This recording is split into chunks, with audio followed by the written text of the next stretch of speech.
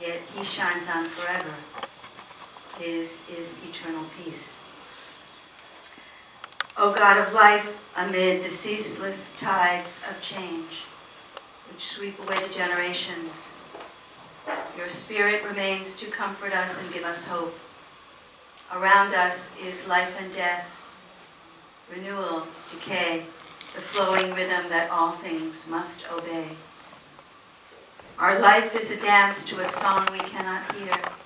Its melody courses through us for a while and then seems to cease. Where did the melody come from? And where does it go? In death as in life, bless you. We look to you, Eternal One, the answer to all life's mysteries. Only this we have been taught, and in this we put our trust. From you comes the Spirit, and to you it must return, for you are our dwelling place, in death as in life. Early or late, and in Irwin's case, thank God, very late, all must answer the summons to return to the reservoir of being, for we lose our hold on life when our time has come, as the leaf falls from the bough and its day is done. The deeds of the righteous enrich the world, as the fallen leaf enriches the soil beneath. The dust returns to earth. The Spirit lives on with God. Thanking and blessing God, we now do honor to Irwin's memory. Now, I think most people who are here know that Irwin had his 100th birthday party at the Actors Temple on his actual birthday. I also met Irwin when Bob Greenberg invited me to come to his house. So I did go to his house, talk with him there, spend a little time one afternoon. So I didn't know him as well as all of you know him, but I did know him a little. And also I was there at the Friars Club when he had his second 100th birthday celebration. So I spoke to Richard last night, who told me some things about his father. Any mistakes are purely my own. Irwin Eli Corey, called Professor Irwin Corey, the world's foremost authority, was born 102 and a half years ago in Brooklyn, New York, in 1914. He was named after his uncle, Irwin Eli Neustadt, a famous rabbi in Cincinnati. Irwin wanted to be a rabbi. He also wanted to be a philanthropist and have lots of money to give. Poverty forced Irwin's mother to put him, his brothers and sisters, in the Brooklyn Hebrew Orphan Asylum, and I'm told she paid a monthly fee to help provide for them. Irwin remained there until his early teens. Initially, Irwin only completed the 6th grade. Later, I'm told he rode boxcars to reach California, enrolled himself at Belmont High School in Los Angeles. During the Depression, he worked for the Civilian Conservation Corps, and while working his way back east, became a featherweight Golden Gloves boxing champion. Irwin and Fran met at communist summer camp. They were married for 70 very close years. And there are some people who are married for 20 years. There are some people who are married for 50 years. Irwin and Fran were married for 20 plus 50. They were married for 70 years. And it was a great blessing to all of them. I once said about a couple who was married nearly that long, that's not a marriage, that's a life sentence. However, in Irwin and Fran's case, it was a fantastic relationship all of their lives. Fran passed away in 2011. They had 2 children, Margaret, who became an actress, and sadly also passed away. and Richard, who is a painter. Their two grandsons are Amadeo and Corey, and there are wives and close friends that I also want to include. Leanne and Bridie.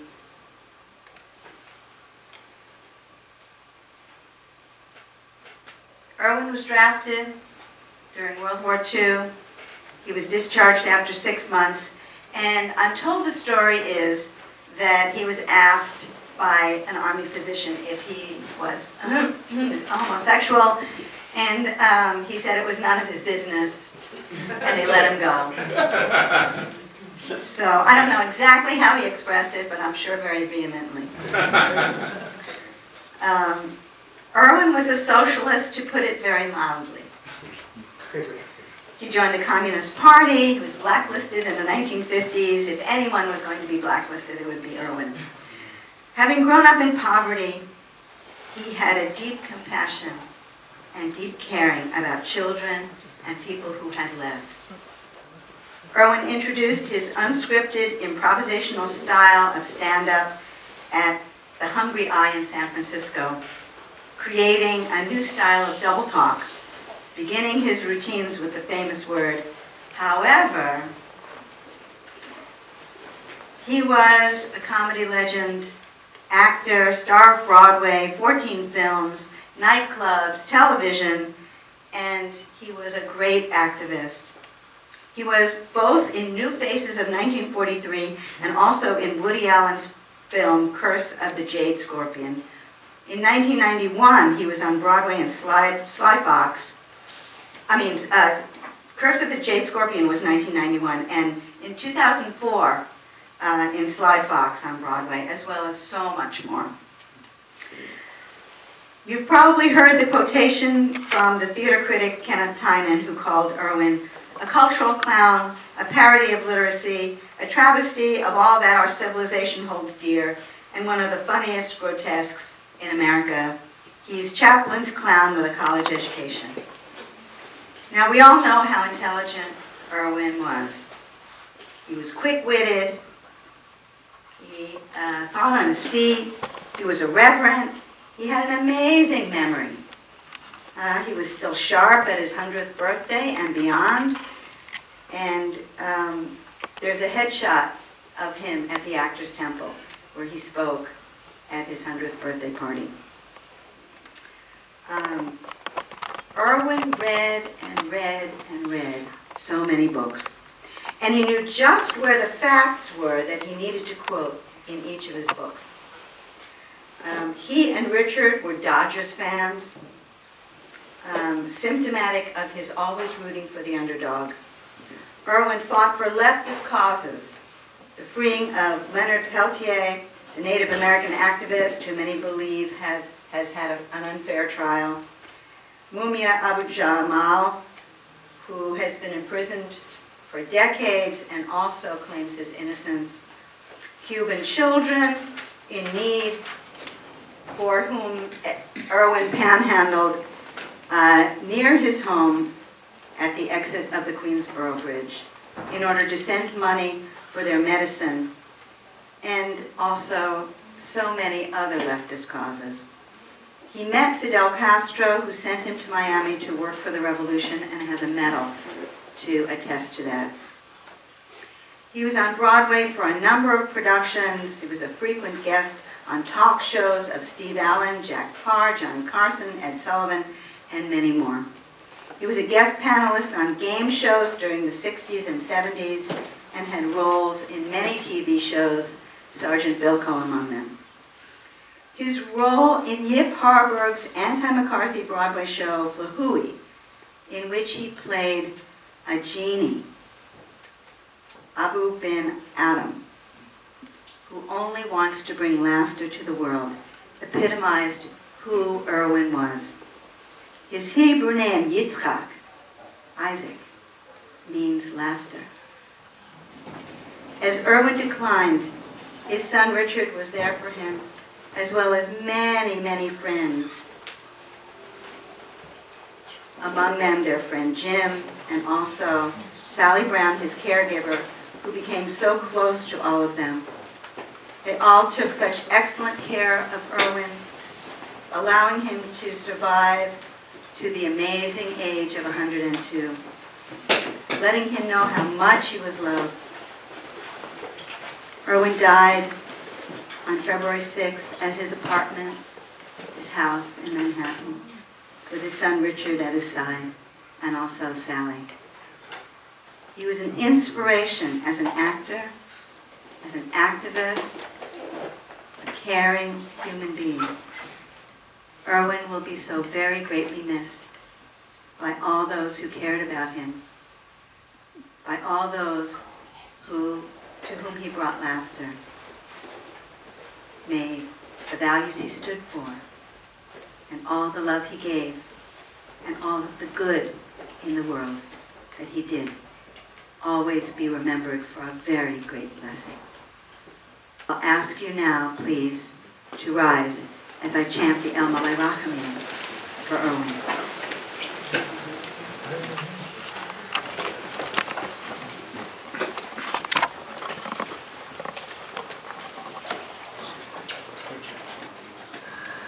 Here is the medal presented by Fidel Castro.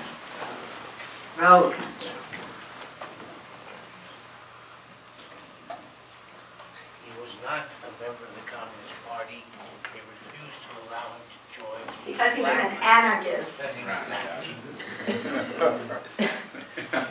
Thank you.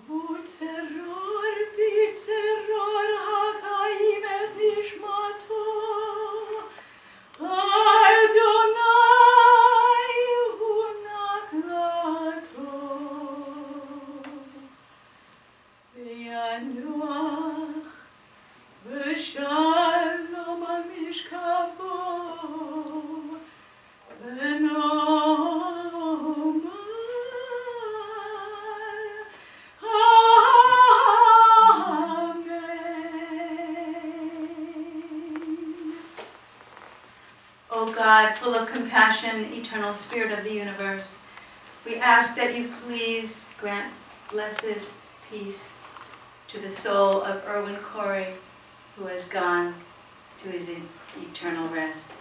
Master of mercy, let his soul be bound up forever in the bond of your sheltering wings. May he always rest in peace. You, eternal God, are his inheritance.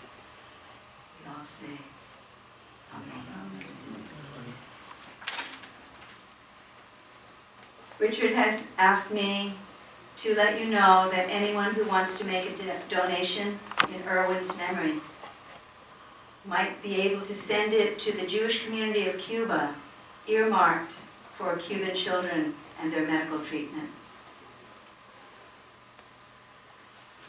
I'd like to read one more poem by Hannah Senesh, who parachuted behind enemy lines in her early 20s and lost her life.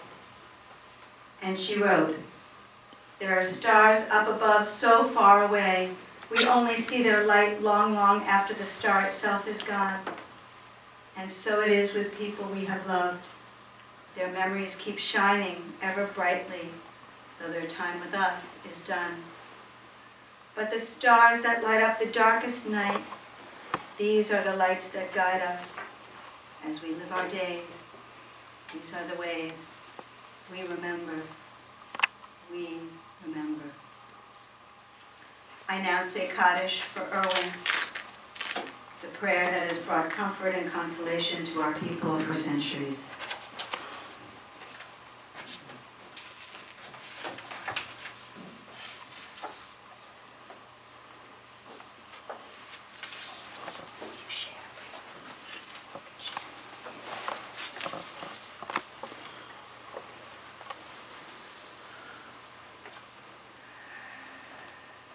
Yitgadal v'yikadash shemei Rabba. Amen. Yalmad yivarach filutei v'yamlik malchutei. V'chai echon v'yom echon. Uv'chayir chol Beit Yisrael. Ba'gala uv'izman kariv v'yimru amen. Yehei shmei Rabba v'varach le'olam ulam le'omayah. Yitbarach v'yishtabach v'yitpa'ar v'yitramam v'yitnaseh. V'yitadar v'yitaleh v'yitalel. Shemei Kudusha B'rechu. Le'ela min kol birchata v'shirata. Tushbachata v'nechemata. Damiran v'alma v'yimru amen. Yehei shlama rabba min shemaya. V'chayim aleinu v'al kol Yisrael. V'yimru amen. Say shalom b'romav. Hu yaseh shalom. Aleinu v'al kol Yisrael. V'yimru amen.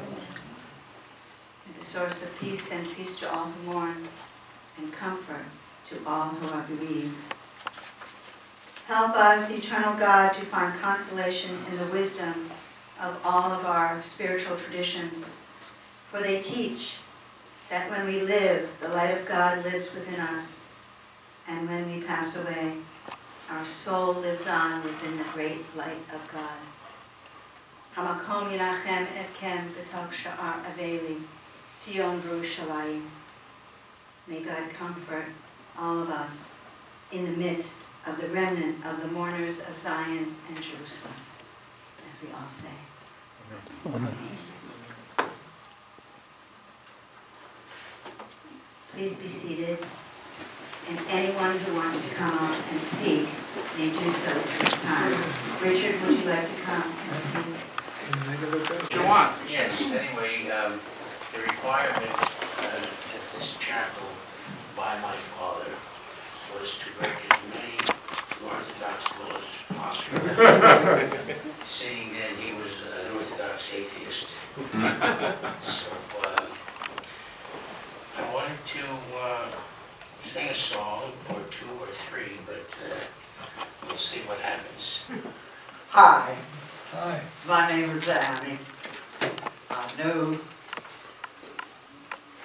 Irwin for as long as I can remember. Loved him, laughed with him, had fun. And behind every woman, behind every man, there's a woman. This was a special woman. Her name was Fran. It was never Irwin and Fran. It was always Fran and Irwin. And I I was with Fran, we were watching Irwin do a show. And it was funny. He was so funny.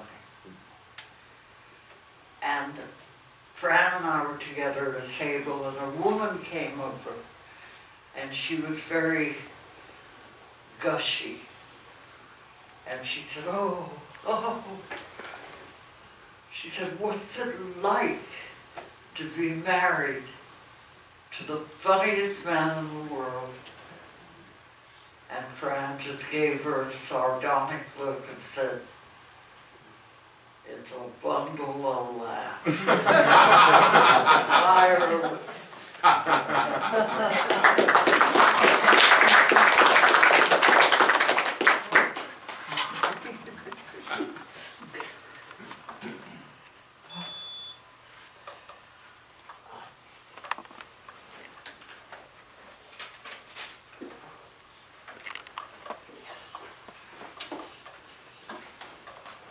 Okay. Now, here I am? Okay. Irwin was my father was in a musical on Broadway, 1951, written by Yip Harburg, called Flahuli. And he was cast as the genie, and this has all been made reference to already. The genie in this witch hunting period was chased, and the Flahuli dolls were burned. They had doll burnings and genie hunts, in other words. And the genie was chased and finally into a hospital. And the Flahuli doll, most of them were destroyed, but one came back to life, played by Elizabeth Loge, who was in touch with my father through writing until the end of her life. And she comes back to life, the Flahuli doll, and she says to the genie, Abu Ben Atom, oh, Abu, they've broken your spirit. Why? Why? All you wanted to do was bring laughter into the world. Come back, little genie. Bring us back the promise that held us by the hand. Bring back the glow of Wonderland. Rub your magic lamp and make the stars arise. Fill the world with ships and shoes and shining eyes. Come back, little genie. Bring us back the music of love and lullabies. Bring back the hope of smiling sighs. Lead us to that golden morning breaking through. Make the sweet enchanted days of Storyland true. This picture over here is the genie with the Flahuli doll, Elizabeth Loge, at the hospital. And the next picture is a painting of my sister by my mother. And at the bottom is my father's wonderful day he had in Cuba with Fidel giving my father a hug. He was very sad when Fidel died, and he was afraid that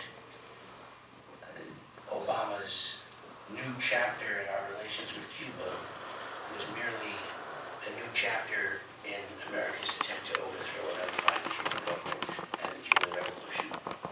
So he was very wary of that.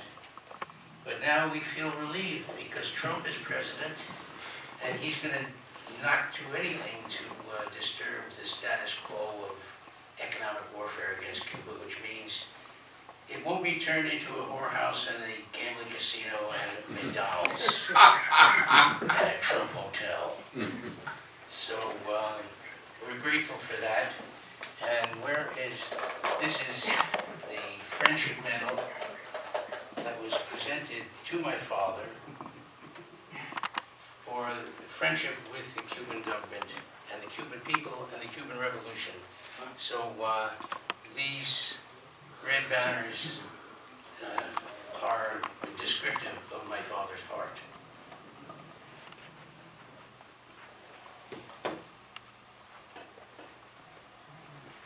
Okay, now, I guess there's, what, to play? Yeah. Well, I could play it. Okay.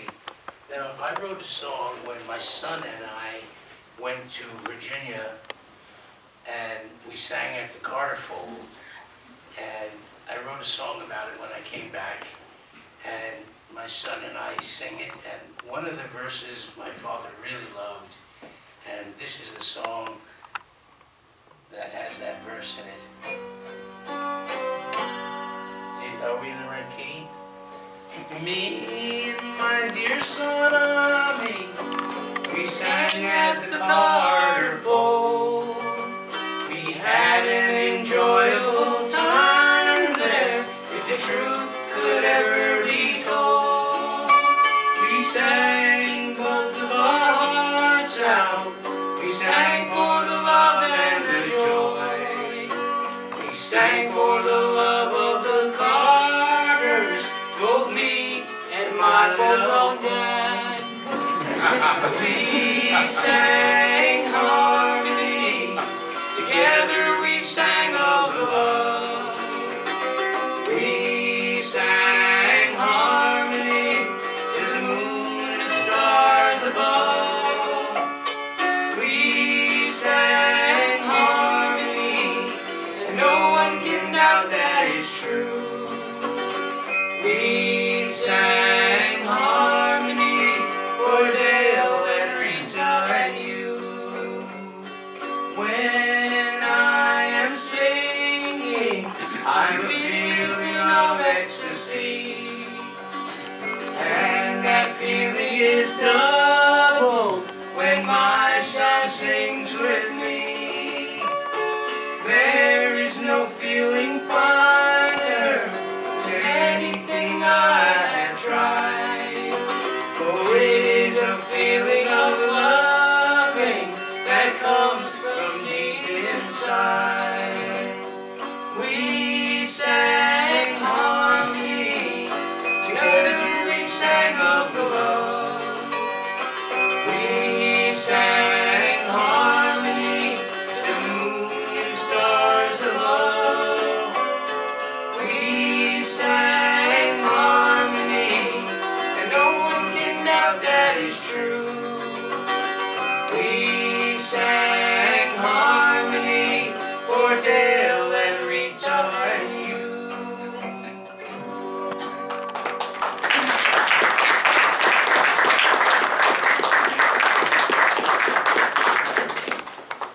Okay. Now, if anybody else has something to say, we would love to hear it. Here's Bob right now. Thank you, Richard. That's beautiful. And Ami, too. We're so proud of you, Ami. We used to talk about you all the time. Irwin, another victim of President Trump, I see. But he liked President Trump, didn't he? No. A little bit? No? No. He said he was a master debater. He told me that we were watching the debates. That's a master debater. It's funny, I was describing Irwin's act to people recently and saying that he was sort of the king of double talk. Although I had to explain what double talk was. Then I had to explain that he was different in the sense that he used real words. He used like $25 words, you know. A lot of the double talk artists would use words that sounded like other words. And that was the art, like guys like Al Kelly. But Irwin actually said words that Albert Einstein would use, so I said he was sort of like Albert Einstein on acid. He was an amazing fellow. I mean, gosh, 102 in 7 months, I think. Pretty close to it. Right? Right. That's a healthy run. I think he outlived everybody. Pretty amazing. He did so much in that 102 in 7 months. I mean, he was a prize fighter. He was a hobo. He was a comedian, an actor. So much he did. And he made us all smile.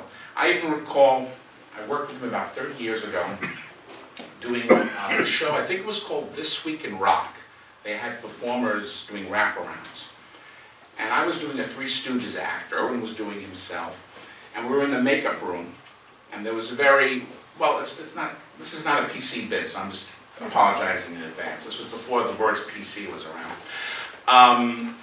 We were in the makeup room, and there was a very hot young lady who was doing the makeup. She was very, often the makeup women are very hot. Any makeup women out there, you're probably hot, And she was bending over, making up Larry. I was Curly, there was Mo, and there was Irwin Corey behind her. And you couldn't help but notice that she had a lovely rear end, a really nice, tight, beautiful rear. I mean, I'm thinking about it. It was beautiful. It was really beautiful. And we all kind of noticed this rear end, especially she was bending over. You know how a person bends over, So, and Irwin's right behind her. And of course, Irwin, he's the one that says it all. He tells the truth. He tells you what's there. He says, "Look at this rear end. This is a beautiful rear end." And he goes on, "The circumference of this rear end." And we're all laughing, she's laughing, and it was the funniest thing. Oh, and he was like warming his hands on this hot rear end. I mean, it was like he was not quite touching it, but he was sort of saluting it for us all, because we all admired it, and I think she was flattered. She was very flattered. But only Irwin Corey could get away with that. Irwin was, I think, a performance artist before that term performance artist existed, because he would start his act in the middle. It was "however" was his first line, and then the whole act was kind of the middle. It never ended, it never began, it was just always there, And I'm going to miss him. I recall also when I worked with him a few times, we worked at a VA, I don't think it was, we worked at a VA hospital, but we also worked at a VA, I think it was like a hostel, like a homeless shelter for VA people in, VA people, is that a term? Anyway, in Queens. And they were mostly black guys. And Irwin came out, he did his shtick where, he doesn't say a word. Oh, he could get laughs without saying a word and then eventually say, however. But then he talked to them in a way where he became one of them. He put down Bush, he put down the government, he put down the situation that they were in, he put down the fact that they were black, he put down everything, and they all embraced him. And he became one of them. And that's an amazing talent for a performer. You could split the room being a communist or being, well, he told me about when he joined the Communist Party, they told him, right, he was an anarchist, and then he went to the anarchist party, and they said he was crazy, so they didn't want him, but you could split the room with something, but he brought the whole room together, and that was an amazing thing to see, too. So, I could go on here for hours just talking about him. I'll miss you, Irwin, and I'm glad to see, I didn't know if he was going to make it here, because Monday night he was sort of laying around the house for a very long time. I was worried that he would raise his head and go, "However," at some point, but I'm not glad to see you here. I'm glad to see you out of the house, but I want to say Zeitgesund, but doesn't seem appropriate, but I love you, Irwin, and I'll see you soon, I guess, eventually. All right, take care. Should I pass it on to somebody else? Yes, does anybody else? Brute, did you want to say something? Yes, I would. Thank you. For those who do not know me, my name is Stephen Friedland, and my brief comments are just to remember my first experience of Irwin Corey. It was on television. It was on a nighttime talk entertainment show, and that's what he did. He came out and, just silence, hair, and then, however, that cracked me up so much. It just was epiphany for me as an entertainer who realized something like that could happen. It was so beautiful. It was, not all of what everybody was used to for so many years. Boom-bitty, boom-bitty, boom-bitty, boom. And I have always been so grateful for that experience. And I was lucky enough to be in a show, and I can't remember the venue or the year, but I drove Irwin home. And it's just a very gentle, loving man. I'm so grateful thereby for having known him. Please, to the family, accept my heartfelt sympathies. And we all move on. Thank you.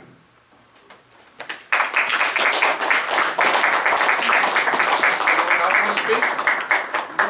Oh, I think, you want to speak? Yes, I want more people.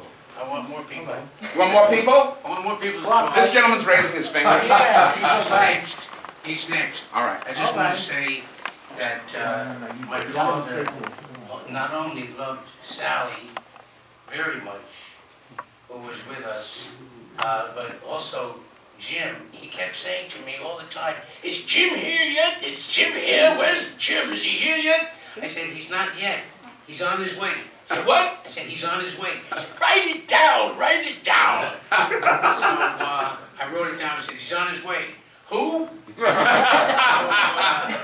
Is Jim here? I don't think Jim's here yet. He must have been. He was here before. Oh, Okay, He'll be so back. we have somebody else. a gentleman raised his finger over here. You gonna talk? This May gentleman. I? Yes, you can. Oh, thank you. You also may. Oh, I'm sorry. Go ahead. Oh, I'm sorry. Well, you want Bill though? I think No. I thought it was double that. I got it. No.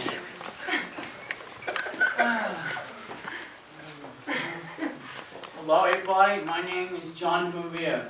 I'm a big fan of that gentleman over there, Professor Owen Corey. He was one of the best singers, entertainers in America. I saw him once at a show with Larry Storch. Remember Larry Storch? That was the St. Francis Xavier. He signed autographs. I'm just sorry I didn't go up to his table. I should have. I was by Larry Storch, who was a good actor too. But I heard Uncle Corey's one of his records played by Joe. Remember Joe Franklin? He played one of his records about, I guess it was 1:15 in the morning on the radio show, and it was a beautiful record. I forgot the name, but he really sang. And this man was a great entertainer, and he'd be missed. And he lived in New York, so he was one of the best New Yorkers here. I'm sorry, New York lost a great man. All right, thank you.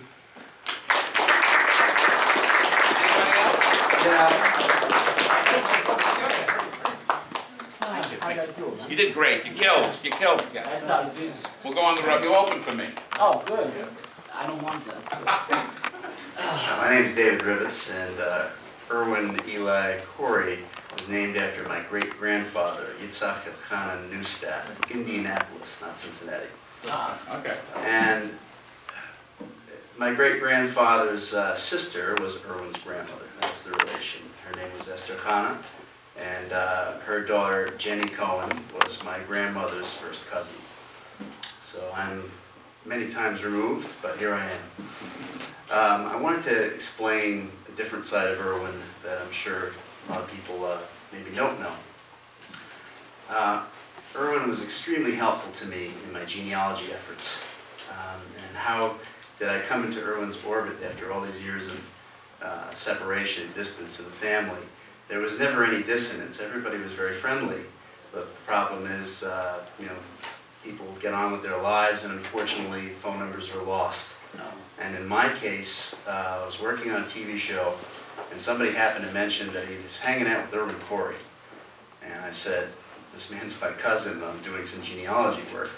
Could you pass along his phone number?" And he says, "Are you sure?" I said, "Yeah."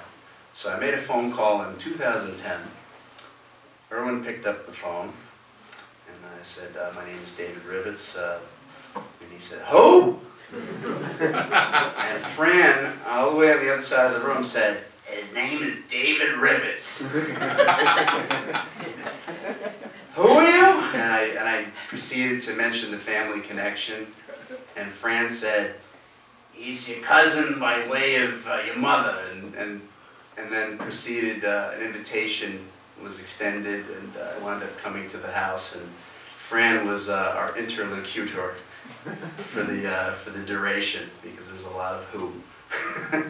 But I brought out my computer and showed all the scanned family pictures, and he was heaven sent, because he had a frame of reference that I didn't have as a young man. I'm only 40.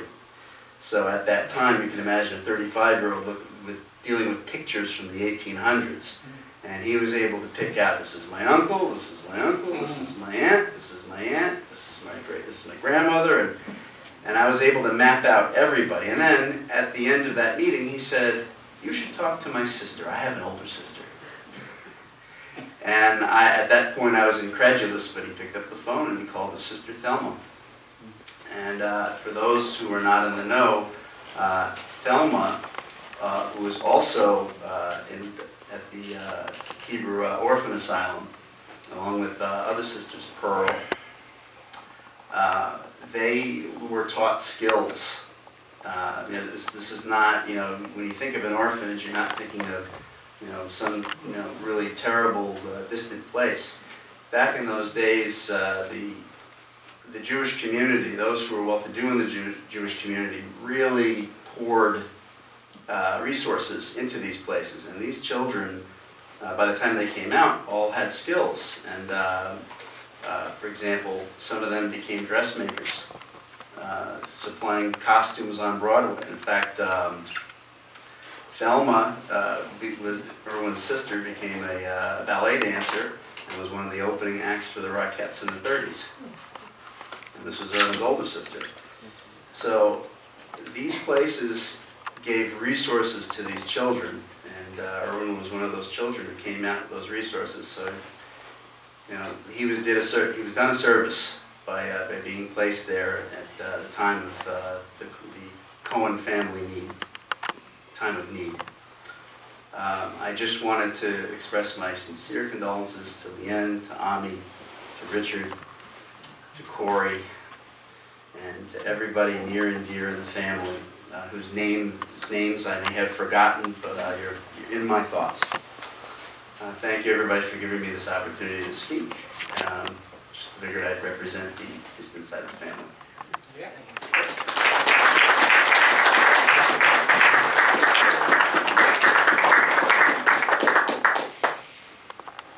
Anybody else? Yes. Okay.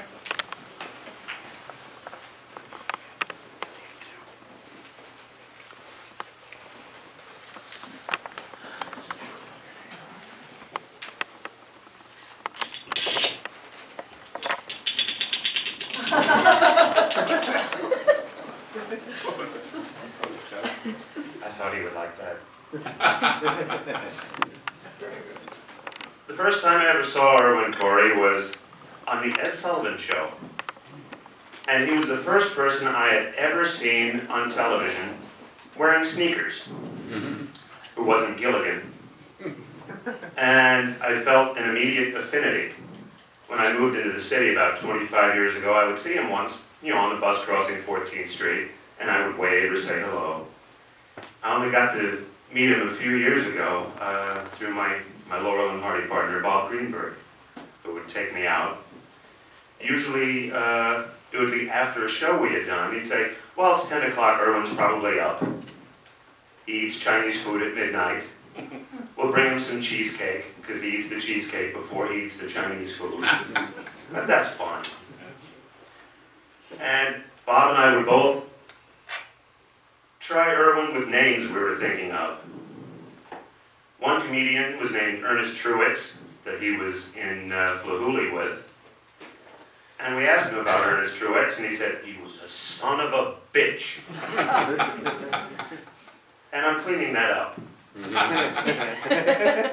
We asked him about another comedian named Peter Lynn Hayes, and he said, oh, goyish and nothing. He wasn't funny. His mother was funny, his wife was funny, but he was a comedian. He was a goyish and nothing. Yeah. Worse than salt. He could. Yes, goyish. That was Goyish the worst or nothing. insult you could give somebody. He wasn't just a nothing. He had a photographic memory, apparently, Yes. because while we were there, he would tell us a poem. Do you remember the poem, Bob, that Yes, he it would was recite right. It was from when right. he was 6 years old, Yeah. that they made him learn at the orphanage school, Mm-hmm. which I think the family has on videotape and anything else. Yeah. He would repeat things, but he's 102. He has a lot to repeat. Mm-hmm. So, and he read a poem that a friend of his had written, and he said the friend had died of not Was, polio or yeah, it was, he was 17 years old. yes.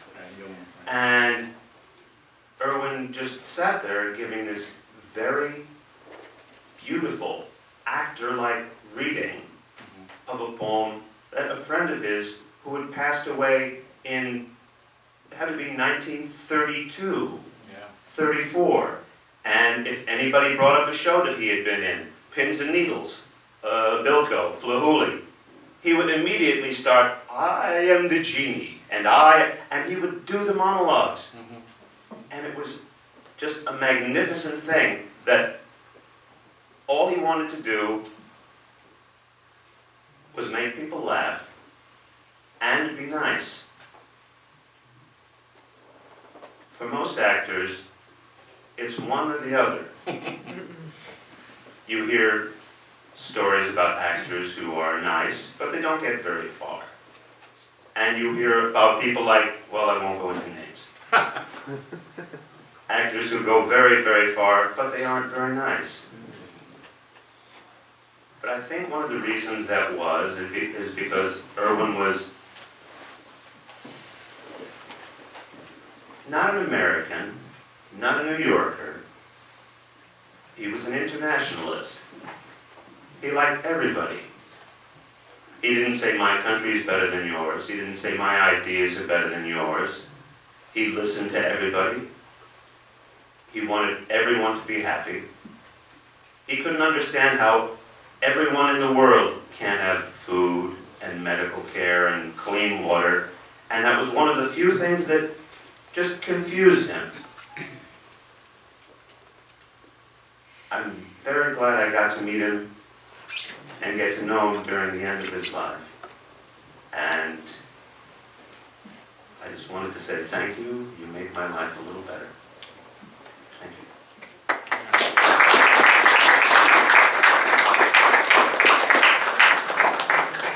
Anybody else?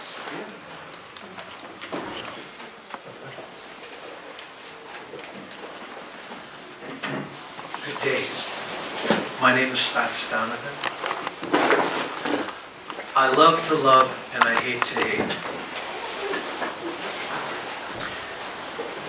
Irwin taught me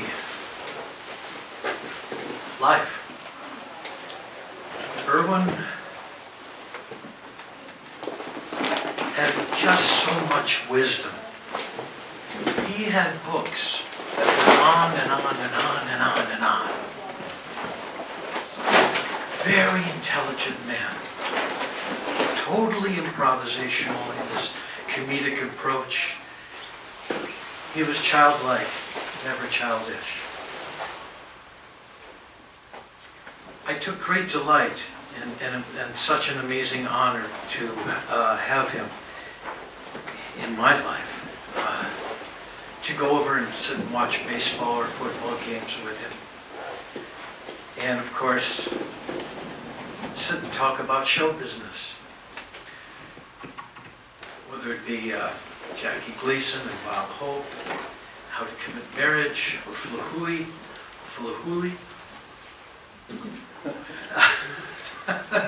Gotta get that thing fixed, you know.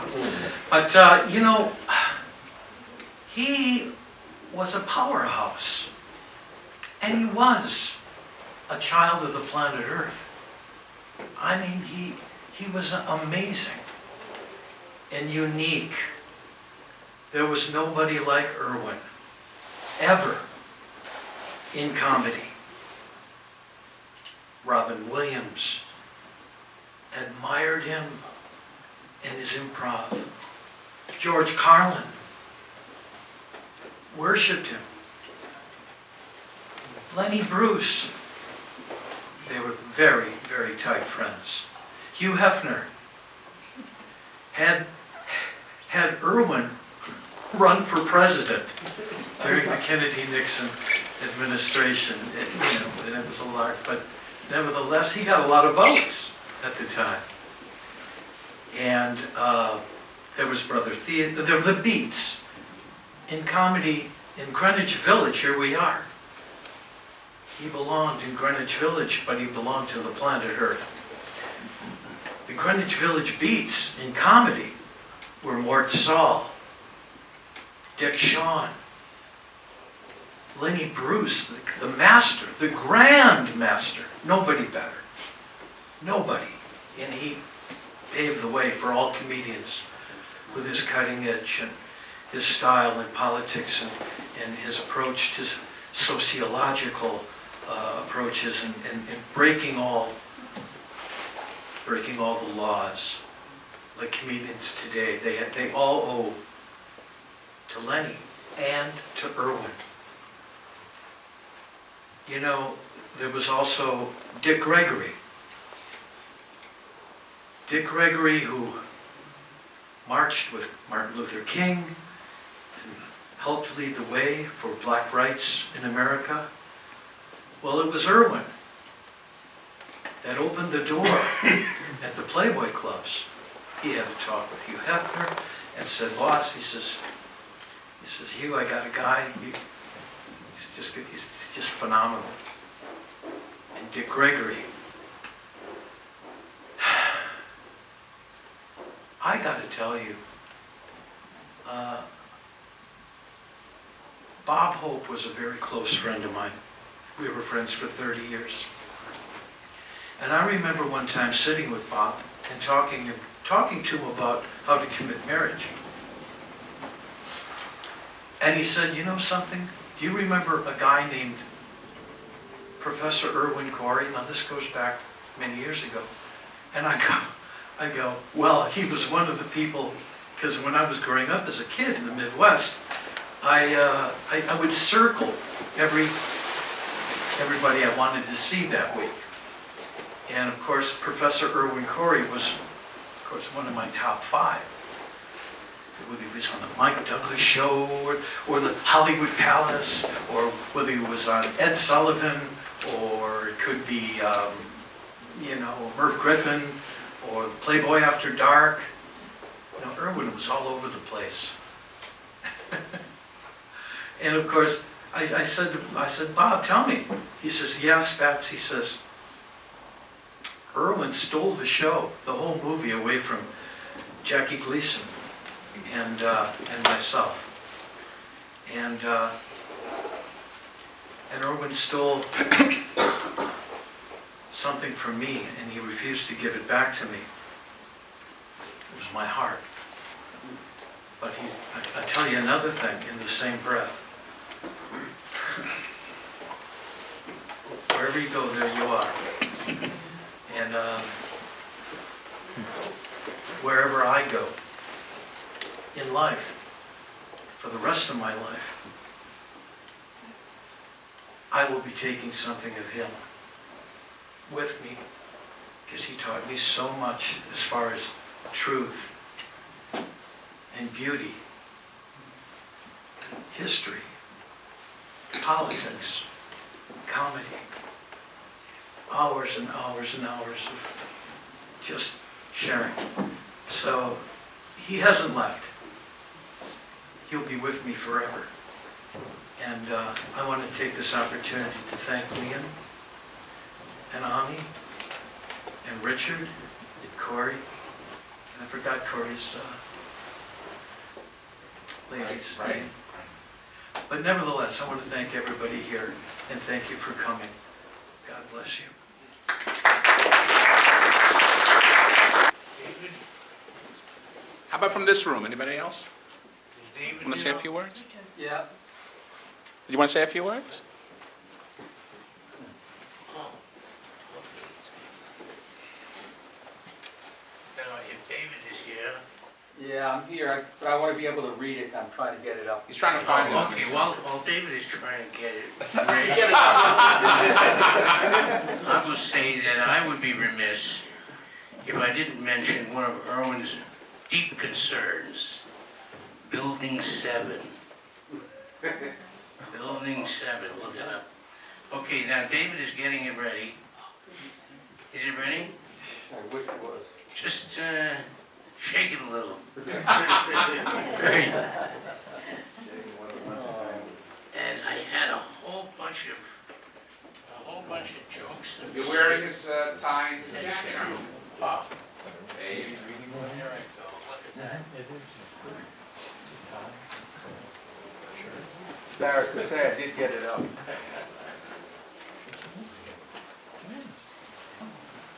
Is Michael gonna say something? Okay. Are you gonna say anything also? No. All right, just gonna listen. David's in the wings. I know, he's getting it ready. He got it ready. I'm good. Go ahead. You good? Yeah. All right, why don't you do it over here? Yeah.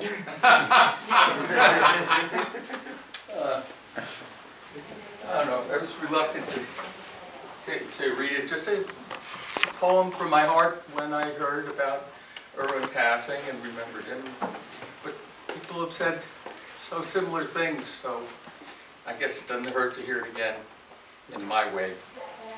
The world's foremost authority, the last of his siblings, one too many for a poor family. He was consigned to an orphanage, then rode the rails to Hollywood, searching for a bit part or a job waiting tables. A talented artiste, he was celebrated on Broadway and London's Palladium, on television and in films. He was cherished for his unique charm.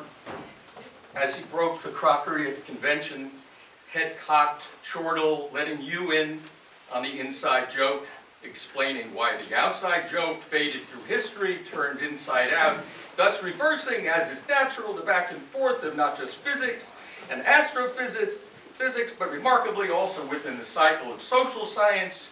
What was the question? At 70 and 90, still that sweet orphan boy who opened hearts by example, adorable gleam of hopeful yearning in his eyes, meeting yours to see if you're still with him. A righteously angry man, enraged by racism, class privilege, and the blind cruelty of self-righteous warmongers and Jew haters, that disgusting cockistocracy of liars and murderers calling themselves patriots. He would rather sing or pull your leg mischievously, so you giggle with joy. Stuffed shirts and phonies fled from him, but the little girls and comic geniuses understood. He walked his walk, beloved of family and friend. He broke the fourth wall to open your heart. He explained the unexplainable, and just as important, unexplained the explainable, as he thumbed his nose at kings inviting you to wake up and join him. Wherever you go, there you are.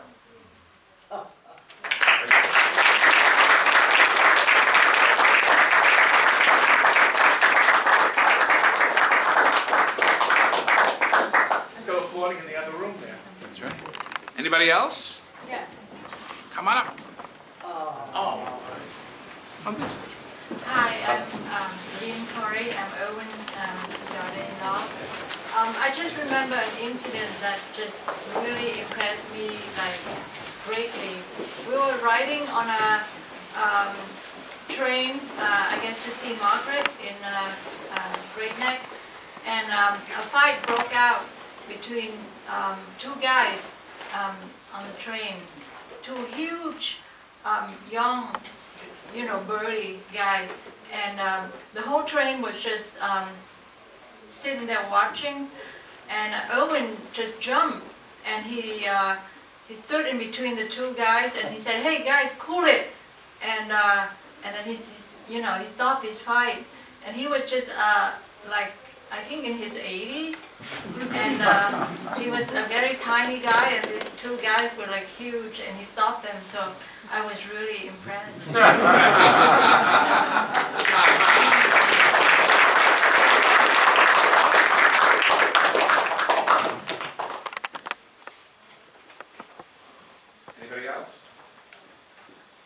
hiding here? Anybody say a few words? Sally? Hey, Sally, do you want to say something? No, that's You sure? Yeah. Sally, his nurse, is here too. Oh, Good to see you, Sally. Jim is Yeah, here. I'll say something for. Hey, Jim. Hey, Jim. Hi. Just finished printing the cards for, Oh. but I messed up. Oh. It's All right. such a struggle. So, well, on behalf of Sally, one of the interesting stories is that she was there, of course, the last moments, and it was very peaceful, it was very gentle, and, but the last words, I don't know if anybody spoke these already, but No one said anything. yeah, the last words that Irwin said were kind of perhaps remarkable, because what he said was, and he never says this, it's always the opposite. He said, the blanket is too heavy on my feet. And so the blanket was lifted off his feet so he could ascend, I guess, you know. And for my own part, I guess I wasn't really prepared, but, you know, I don't think I know any human that's more lovable than Irwin. I mean, I'm not being, this is not like an exaggeration. And we grew very close in the last days, more than ever, because he would frequently, Richard would say, we visit daily visits, and he would be, when's Jim going to get here? And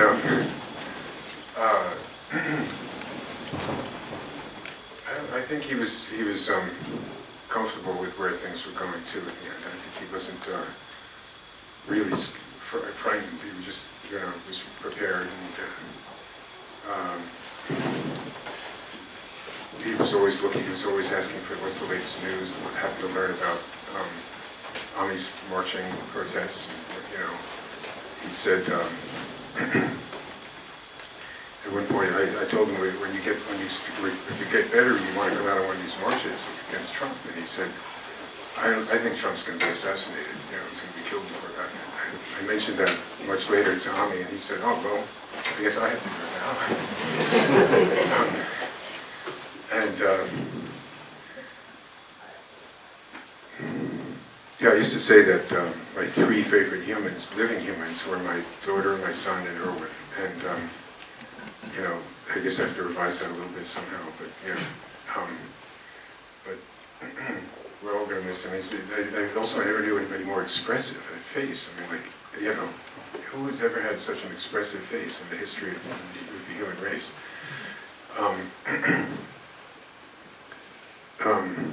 Well, you know, we'll miss you, Irwin. Thanks.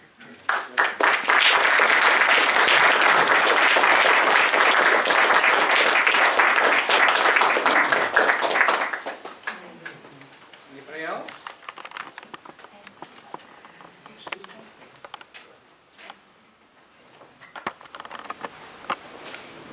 My name is Eva. I think I've known Richard and his family since the mid-70s. And I remember when I first entered both Richard's house or Irwin's house, I was pretty much like, wow. I had no idea what was going on. I couldn't figure it out, really. But one thing I want to mention was definitely Irwin's kindness, his consistency of kindness to everybody he met and welcomed everybody into his home. And it seemed like years ago there was a lot of Stan Getz, Susan Zoran, everybody used to just stay at his house. I'm assuming nobody ever paid, just come and stay. So it's very welcoming on that matter and that level. I remember very vividly when his daughter Margaret died and going to the funeral, how truly upset, so broken he was from that situation, very sad. And I kind of want to thank Richard for being really one of the best sons you could ever be to his father, because to every moment he was there for him. And it's pretty wild. And through the fighting, through the everything, there was such a bond and such a love. And sure, Irwin, who's calling? Irwin loved Richard beyond belief. I want to thank Leanne for all she's done for the family, and the sort of Shabbat dinners I didn't get to come to usually, but the parties and every birthday party for Irwin was so special, and everybody loved to be there, and Irwin was so happy. thank you for doing the service today for him.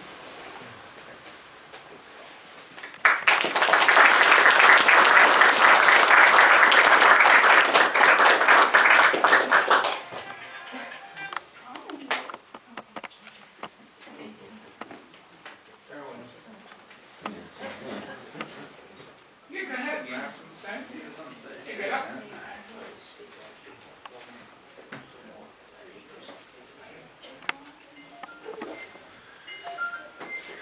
Hey, I want to thank everybody for coming. I know Irwin would appreciate it, and he's smiling wherever he is. Wherever you go, there you are. That's what he's always said. I know Irwin as a personal friend. I met him a long time ago, 21 years ago, when he was 81. And we became really good friends. But prior for me meeting him, I had a client. I'm in the pet transportation business, and he had a dog named Lulu, which was across the street from in Sniffin Court, that had a dog that was very sick, and I would go every day and pick up the dog. And I'd see this crazy old man outside with this dog, and I asked my client, I said, "Who's that guy?" She's like, "Oh, that's just a crazy old professor." I'm like, "Who's a crazy old professor?" I'm like, she's like, "Oh, some old famous comedian, and he's just a nut. He's all right. He's a good guy. We don't really talk much, whatever." So I said, "Okay." But he goes, "But our dogs get along. He's got a great little dog, Lulu, and dog's name was Magic."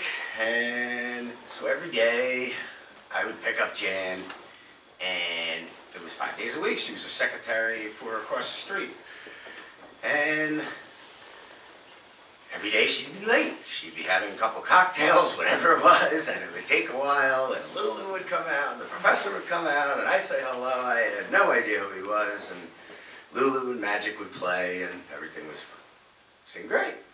So one night, I'm hanging out at a bar called Third and Long. It's like 1 o'clock in the morning. I see the professor come by, and he's selling newspapers like a bum. And I said, "Wait a minute." And he's selling them like hotcakes. He's like, "You want today's and tomorrow's newspaper for today? $1." People are like, "It's 25 cents. He's like, "But it's got value. It's $1." He would sell it. Then he would go to all these other vendors in the area that were selling newspapers and sell them out. They were like, "No, please don't come. We need our papers for our clients." I thought it was hysterical, and I'm like, "Why are you doing this, etc." And he's like, "Who are you?" And I'm like, "I'm the kid across the street that takes Magic all the time. You have Lulu, right?" And he's like, yeah. And I'm like, "Oh, look, it's pretty hot here. You want to have a smoke?" He's like, "Sure." So me and him had a smoke, and ever since then, we've been great friends. And I never knew him as a celebrity, didn't really care about a celebrity. The guy had a heart of gold. He welcomed every single individual into his life. He was always the sweetest person that can be. He had nothing derogatory to say about anybody. He loved every individual that cared for him and that showed expression. And he really didn't criticize anybody in front of them. Behind their back, that's a different story if he did something wrong, but that was his way of doing things. I could go on and on with stories, how nobody even introduced him to the internet that well, that somehow something on my phone and porn came up. He's like, "What's this?" Next thing you know, the guy was going nuts. He never knew anything about it. He's like, "How do I get a hold of him?" I'm like, "Just press a button." Bottom line is that's what Irwin's about. He was about laughter, and he loved it. No matter what you said, the guy was there. He backed you up. I didn't understand 90% of the stuff that he said. That's the bottom line. I mean, he was a professor that taught me more about life than any other professor. I mean, if I wanted to hang out with him and watch sports, we watched sports, and he was alert. He knew every single score, what was going on, Mets, Yankees, Giants, the trades, what was going on. He knew politics, obviously, which I never talked to him about. That was one thing that I didn't care about. We had a great relationship without politics. And that's who he was about. But I accepted him for the man he was, the humor, his care, his passion, his family, how they supported him, and they loved him, and he loved you guys like there was no tomorrow. And he may not express it, you know. I was one of the only people that I saw in the last 15 years that could hang out with him, and if he was being annoying to me, I'd say, Irwin, shut up! He would say that to everybody else, but nobody had the balls to say that to him. But I didn't know when he was a celebrity. He was just a friend to me, and that's all it ever was. It was a great friendship. He was my mentor, and I wish he could still be here today. He has lasted so long, and would have lasted for even more, but he will go on forever. And I just really winged all this. This is just off the top of my head. And I think that's the way Irwin would have wanted it, because I remember going to the Tarrytown Music Hall, and he asked me to be a chaperone. So I brought him there with, I guess it was Dick Gregory and Jerry Stiller and Ann Mira and all that, and everybody's preparing their speeches in the back and getting all ready. And I'm talking to the people, but they're like, I gotta practice my speech, please, shut up, you talk too much. I go in, I go see the professor, he's sleeping. I go, you're sleeping? Sleeping again? I go, where's your material? You're practicing your material? He goes, no material. I go, you just go up and wing it? He goes, yep. So, I hope you enjoyed this, Irwin, because I love you, and you taught me a lot, and you'll always be with me. And thanks for coming, everybody.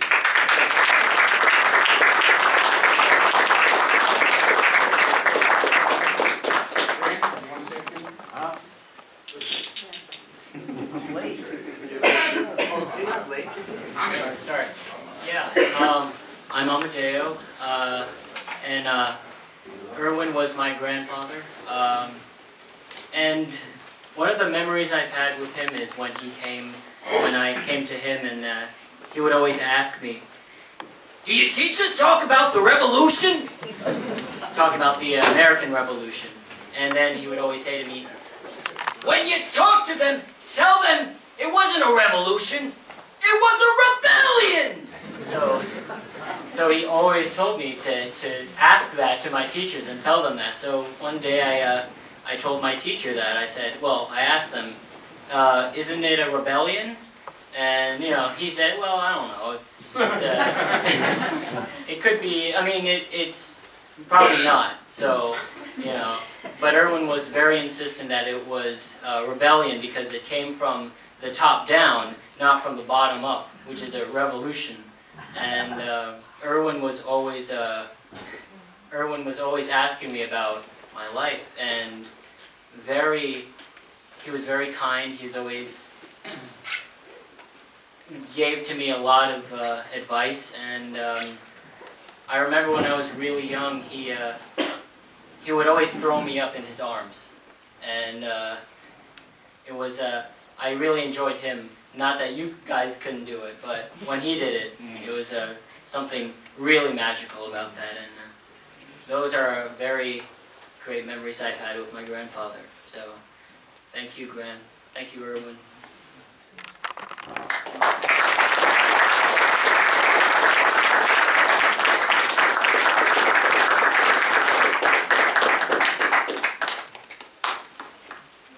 Randy, you want to say something? No. Yeah. Okay. Well, Richard, your hair already looks darker. Just 2 days. It's dark again. Look at that. All right. I'm Randy Credico. I was very longtime friend of Irwin Corey. I met him in 1977. I was working the Sahara Hotel in Las Vegas in a review, and he was the opposite act. I was in a review with about 17 people, and he was the opposite act, 1977. And I heard a lot about him. I heard a lot. This is 40 years ago. I sent you the photo of us, Irwin Corey, Pinups, 1977. And he gets there and he made a lot of trouble when he showed up in Las Vegas, because in the main room, he was in the lounge. He was making like $4,000 or $5,000 a week. I was making like $500 a week, and in the main room was David Brenner, who was making about $80,000 a week. And Irwin was not a big fan at that time of David Brenner. He made it well known. Here he is in Las Vegas. It's still like basically run by the mob at that time, the Sahara Hotel. Across the street is the Stardust Hotel. And at the Stardust Hotel, there was a show called the Frank Rosenthal Show. Frank Rosenthal was a character that Robert De Niro played in Casino. So he had a show because he was the owner, but he was acting as the entertainment director to get around the gaming commission, which was run by Harry Reid at the time. And who got a big bag of money from Sinatra, and then Sinatra got cleared and got a license, according to some guy out there in '77 who was an undercover cop. So at the Frank Rosenthal show, he and I did bumpers for the Frank Rosenthal show. That's what we did, you know. I got to know him. I did like Columbo impressions and Nixon impressions, and he just went on and ad-libbed. And his reputation had preceded him in Vegas. And that's the first time I met the guy. And so he's walking around the hotel after about 2 or 3 days. He's had enough of David Brenner making all this money in the main room. And he's going from the baccarat table to the poker table to blackjack tables. David Brenner sucks! He is the worst act I have ever seen! He's making $80,000 a week! He was so upset! So anyway, the entertainment director, Jack Eglash, the general manager was having Ed Nigro. His father was a general. They called him the general, Ed Nigro. He looked like a mob guy, you know, never smiling. You got to tell Irwin to cut that out. The baccarat players are running away. So, Irwin, but he sucks! He absolutely sucks! Why is he making more money than I am? So, that's how we first met, Irwin and I. But I was afraid of him, you know? He's walking around with his sneakers, and I didn't see him after that for a long time.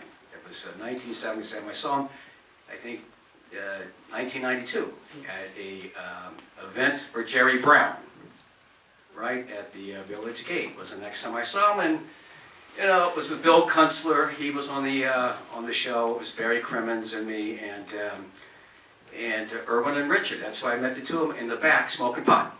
All right. So let's be honest. He smoked pot. You know, if I said he smoked beer, I mean he smoked pot. He smoked pot all the time. He lived to be 102. Yeah. All right. So if he had smoked cigarettes, he would have gone before Fran. All right, seriously. He quit smoking cigarettes 40 years ago, and Fran would still be around today if she didn't smoke. She lived to be 94. All right, so my dad died at 78 from lung cancer. My mother, lung cancer at 72. My uncle, lung cancer at 71. My aunt, 71. Both of my brothers. So if I had been smoking pot instead of cigarettes, maybe I'd live to be 77. Who knows? But Irwin smoked pot. I said, Richard, does he smoke pot? Ask him. Do you smoke pot every day? Every day, unless I'm out. Every day, unless I'm out. I said, what do you do then? I smoke hash.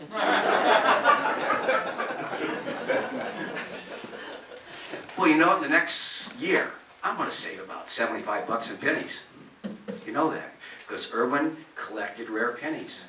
Just amazing. But look, for the last couple of years, when Irwin got sick and he went to the hospital, I spent a lot of time over the years, 20 years, let me just say, the thing about Irwin is his politics. Forget about his comedy, most brilliant in the world. On Tuesday, I'm going to do a special 3-hour show on Irwin at WBAI. And Pete Barbuti, John Biner, a bunch of others are going to be calling in. Roseanne Barr, everybody in the world knew Irwin was one of a kind. He was one of a kind. He was brilliant, and he was informative, feisty as hell. You know, you walk into the house, hey, Irwin, how you doing? Why don't you like Joseph Stalin?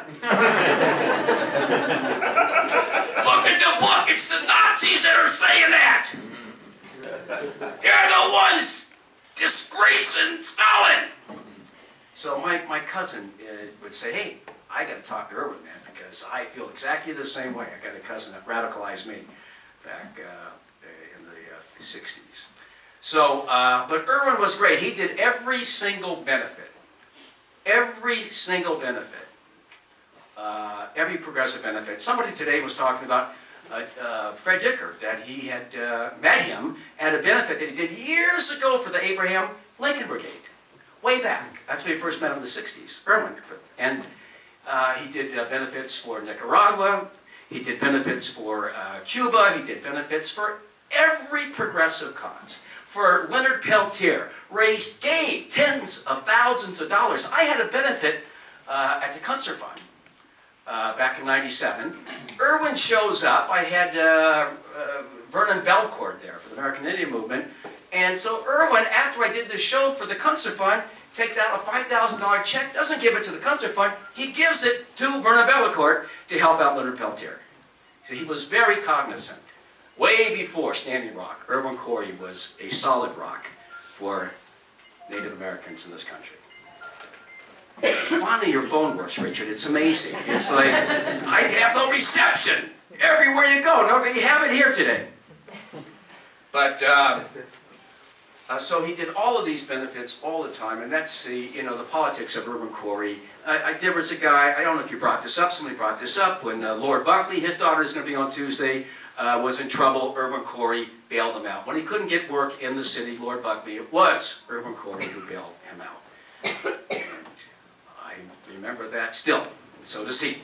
But he helped out Lord Buckley back then when nobody else would. So in my campaign, when I ran against Chuck Schumer, Trump's advance man, Chuck Schumer, in 2010, Irwin, he says, what are you doing? I'm running against Schumer. He wrote out a $1,000 check to my campaign. That was it. I raised like $1,075 altogether. Irwin kicked at 99%. And every time we did something at the Cantor Fund Fairs,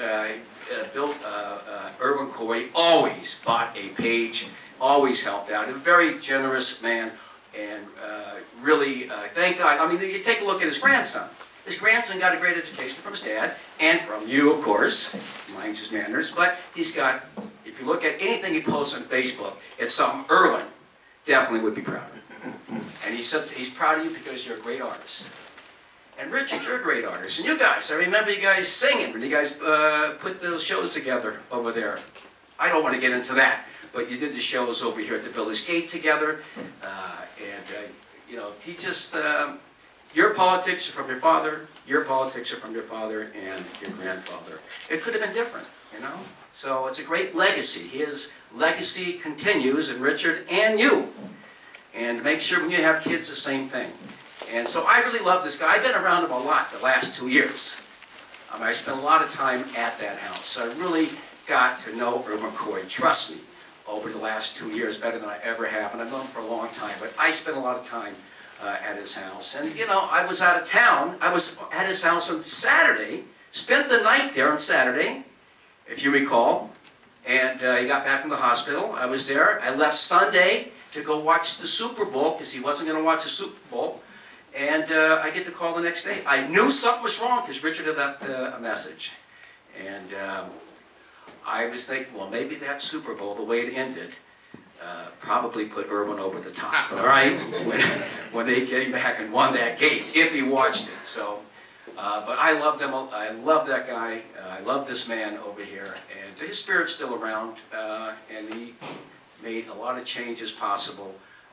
Did a lot of people a lot of good everywhere. I'm not even medical aid to Cuba.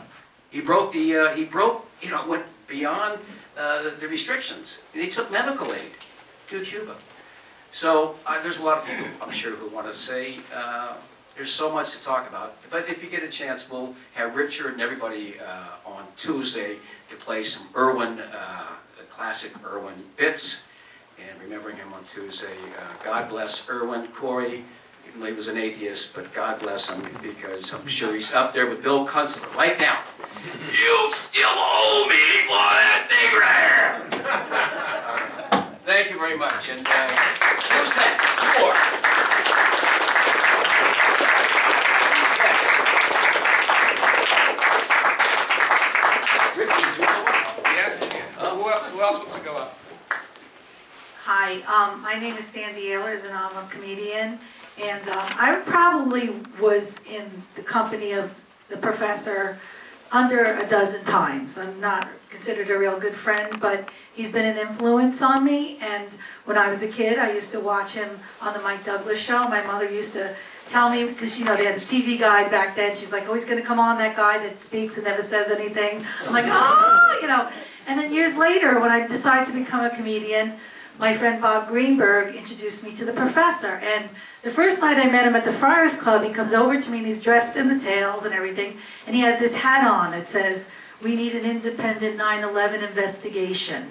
And I'm like, you're crazy, But he got up on stage and he was in his 90s and he killed.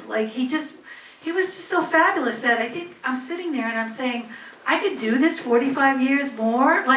He made us believe that we could do things, as comedians and go on for a long time because he had all his faculties and he was always very funny. And I just remember, I know he loved my friend Bob Greenberg because every time Bob would bring him to the club, he'd always look for Bob. Bob was, as he got older, Bob was like his person that, he'd sit with Bob. And we always felt so at home with him and he always felt so at home with us. We'd sit at a table and there we were with this person that was kind of like a cornerstone of comedy and everything we believed in.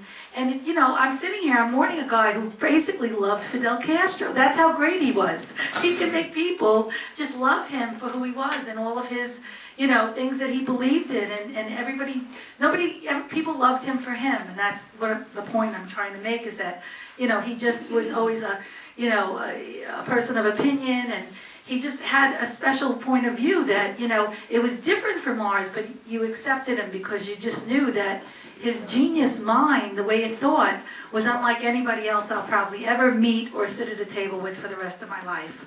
So Professor, God, I don't know what to say to him, but Fidel Castro, I don't know if he's going to meet up with him, but because he's such a good man. God bless. Take care.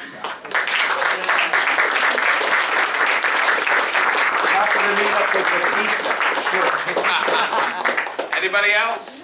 And by the way, let's just say one thing. He, at the end, a couple of years ago, said, I was wrong about David Brenner. He actually liked it. Actually liked it. Okay, yes. Oh, that's good. That's good. Thank you. Thank you. Robert De Niro enjoyed Dave. Robert De Niro, Nelson, Irwin, Corey. Irwin said the three Jews. Robert De Niro was Jewish, his mother was Jewish. Sylvester Stallone was Jewish, his mother was Jewish. I say he's up on that. Use the mic. Jesus Christ was Jewish, his mother was Jewish. Uh-oh. And yes, he did say one thing about Henry Kissinger. He said, Henry Kissinger and I have one thing in common. We're both ashamed he's Jewish. So now we're supposed to wrap up. And I'll come over here. We're going to wrap up. Leanne left. My wife left because she's got to go home to prepare the food that we're going to have. It's Friday night. We're not supposed to have a funeral on Friday night. With he had to, he told me you have to violate as many laws as possible. I told him, we did 6 already. So,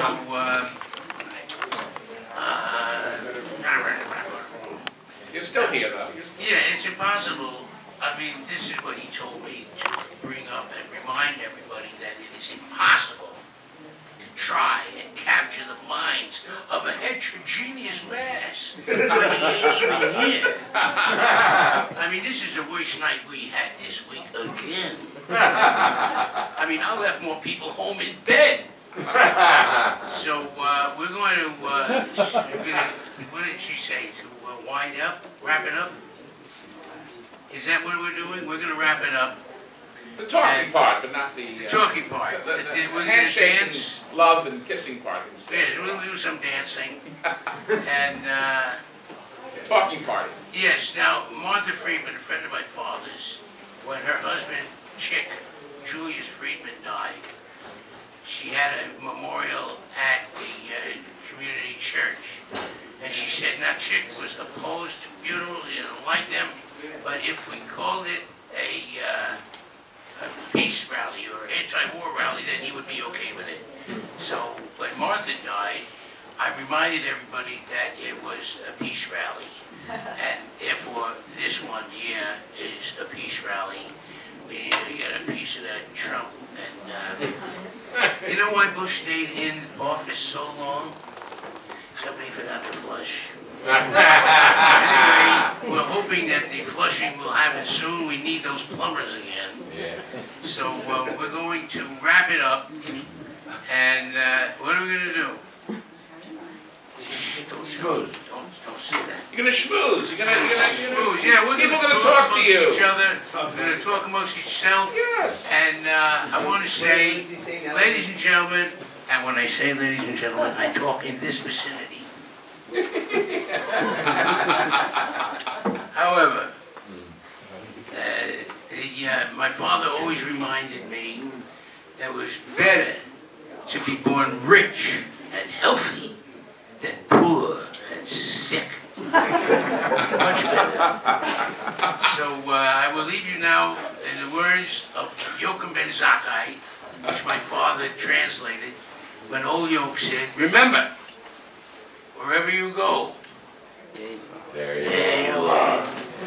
Thank you.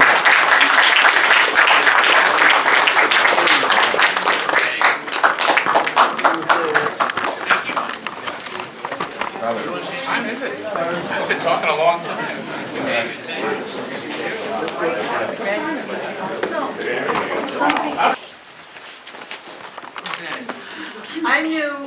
I knew Richard before I hardly knew his father, but I was making a film, and it's still being made 25 years later, on consciousness for the planet.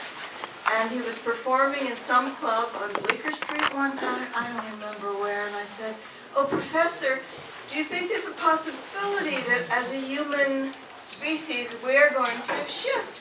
We're going to become better people, we're going to blah, blah, blah, that stuff.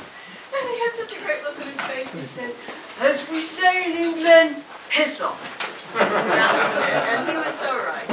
And Richard, you know, you're a genius from a genius family.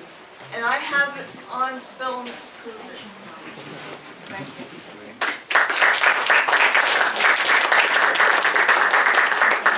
Anybody else want to say a few words? 2 hours, wow. 2 hours. That's good. Yeah,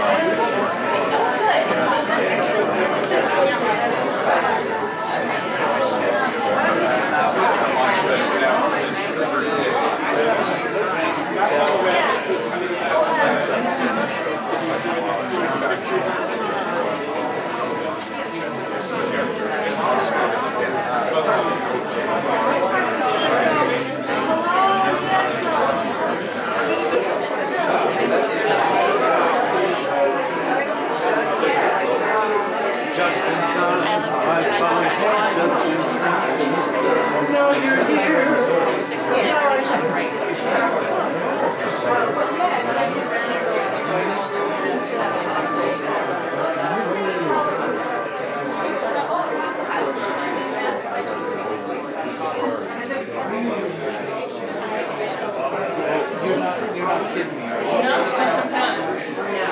Is this June?